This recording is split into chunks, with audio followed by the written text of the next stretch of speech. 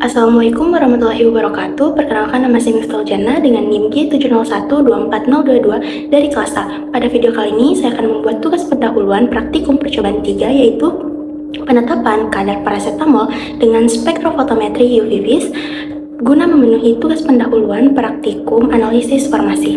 Baik, langsung saja kita mulai dari soal yang pertama, yaitu sampel apa yang digunakan pada percobaan ini. Jadi sampel yang digunakan pada percobaan ini adalah paracetamol atau acetaminophen, di mana dalam bentuk bahan baku atau sediaan tablet. Nah, paracetamol ini merupakan obat dengan indikasi sebagai analgesik atau pereda nyeri dan antipiretik atau penurun demam.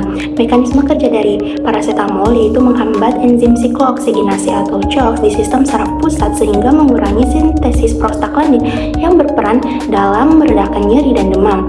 Nah, secara struktur, paracetamol memiliki gugus utama berupa cincin benzena aromatik yang berikatan dengan gugus -OH atau fenol dan -NHCOCH3.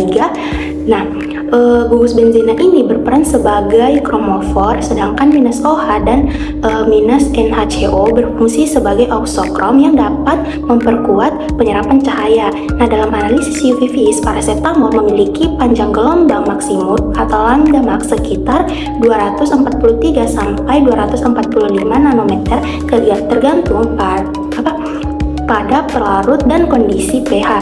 Nah, pada panjang gelombang ini absorpsi maksimum terjadi sehingga pengukuran menjadi paling sensitif dan akurat. Nah, soal yang kedua yaitu jelaskan prinsip dasar penetapan kadar menggunakan spektrofotometri UV vis dalam analisis farmasi. Jadi, prinsip dasar metode ini mengacu pada hukum Lambert-Beer, yaitu bahwa jumlah cahaya diserap oleh suatu larutan sebanding dengan konsentrasi zat pada panjang lintasan cahaya yang dinyatakan dengan rumus A sama dengan epsilon dikali B dikali C, yang dimana A adalah absorbansi, epsilon adalah koefisien ekstinsi molar, B adalah panjang lintasan, dan C adalah konsentrasi. Artinya dimana semakin tinggi konsentrasi paracetamol maka semakin besar nilai absorbansinya. Dalam praktiknya dibuat kurva kalibrasi dari larutan standar lalu absorbansi sampel dibandingkan untuk menentukan kadarnya. Nah, soal yang ketiga itu jelaskan mengapa molekul paracetamol itu dapat menyerap radiasi UV. Jelaskan kaitannya dengan struktur kimianya kromofor dan auxokrom dengan proses transisi elektron yang terjadi. Jadi paracetamol dapat menyerap radiasi UV karena memiliki sistem elektron terkonjugasi pada cincin aromatiknya. Nah, strukturnya ini memungkinkan terjadinya transisi elektron terutama pada transisi pi ke pi bintang pada cincin benzena dan n ke pi bintang dari gugus karbonil pada amida.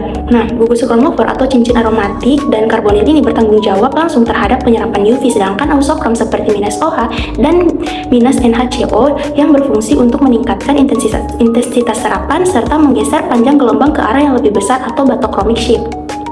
Nah, interaksi inilah yang menyebabkan paracetamol memiliki lambda max di daerah UV sehingga bisa dianalisis dengan spektrofotometri UV vis. Yang keempat yaitu apa fungsi dari blanko dan dalam prosedur ini dan mengapa pengukuran blanko harus dilakukan sebelum mengukur larutan standar maupun sampel. Nah, jadi blanko berfungsi sebagai larutan pembanding yang berisi semua komponen kecuali zat aktif, biasanya hanya pelarut. Nah, tujuannya adalah untuk menghilangkan pengaruh absorbansi dari pelarut, kuvet maupun faktor lain selain analit. Nah, pengukuran blanko harus dilakukan untuk mengatur nol absorbansi atau baseline pada alat. Dengan demikian, nilai absorbansi yang diukur pada larutan standar dan sampel benar-benar berasal dari zat yang dianalisis, sehingga analisisnya menjadi lebih akurat dan valid.